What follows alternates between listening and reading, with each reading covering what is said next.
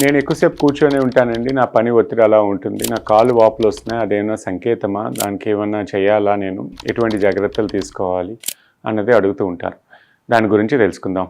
నేను doctor Ratnakar, consultant orthopaedic surgeon, Apollo hospitals, Jubilee Hills. కాళ్ళు వాపులు రకరకాల కారణాల వల్ల రావచ్చు. ముఖ్యంగా వచ్చేది ఏంటంటే కదలిక లేకపోవడం. ఎందుకంటే అది మోస్ట్ డిపెండెంట్ పార్ట్. చాలామందికి నాకు మోకాళ్ళకి దెబ్బ తగిలిందండి, కానీ మన యాంకిల్ వాచిపోయింది అంటారు. బాటమ్ పార్ట్లో ఎప్పుడు స్వెల్లింగ్ వస్తూ ఉంటుంది. చాలామందికి కదలిక లేకపోవడం వల్ల కూర్చొని ఉండటం, లేకపోతే ఒక గంట ప్రయాణించాను కాలు వాచిపోయి మళ్ళీ తెల్లవారికి ఉండదండి, సాయంత్రానికి సమస్య పెరుగుతూ ఉంటుంది. ఎందుకంటే పైన కాలు పెట్టుకొని పడుకుంటే తెల్లవారికి ఆ వాపంతా లాగేస్తుంది.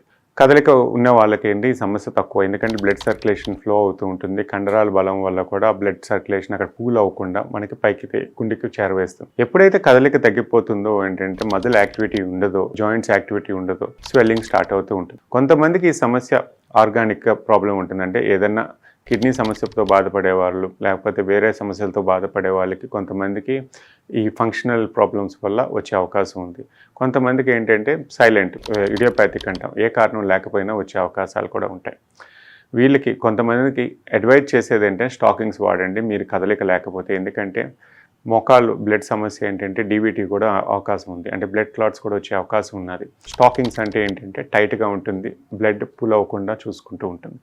నాకు తప్పదు, నేను కూర్చోవాలి ఇన్న గంటలో, నాకు ఏదైనా మార్గం చెప్పండి అన్న వాళ్ళు మాత్రం స్టాకింగ్స్ వేసుకోండి.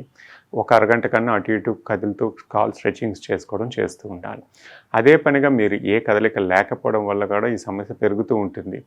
దానికి ప్రత్యేకంగా కిడ్నీల ప్రాబ్లం లేదు, హార్ట్ ఇబ్బంది లేదు అన్న వాళ్ళకి, లేకపోతే షుగర్ పేషెంట్స్ కానీ వీళ్ళు కాకుండా వేరే వాళ్ళకి సమస్య వస్తే మాత్రం స్టాకింగ్స్ అంటే మీరు కదలిక లేకపోవడం వల్ల వచ్చింది గుర్తుపెట్టుకోండి. దీనివల్ల వేరే ప్రాబ్లమ్స్ కూడా వస్తాయి. స్వెల్లింగ్స్ బాగా ఎక్కువైతే మాత్రం స్కిన్ స్ట్రెచ్ అయ్యి స్కిన్ ప్రాబ్లమ్స్ మొదలవటం, అల్సర్స్ కూడా వచ్చే అవకాశం ఉంది, బ్లడ్ క్లాట్స్ కూడా వచ్చే అవకాశం ఉంటుంది. సో బ్లడ్ సర్క్యులేషన్ అనేది జరగాలంటే మనిషికి కదలిక ఉండాలి. కదలిక లేని వాళ్ళు వేరే మార్గం ఎతకాలి, కానీ వీలైనంత వరకు బాడీని, శరీరాన్ని కదిలించే అవకాశాలే చూసుకోండి.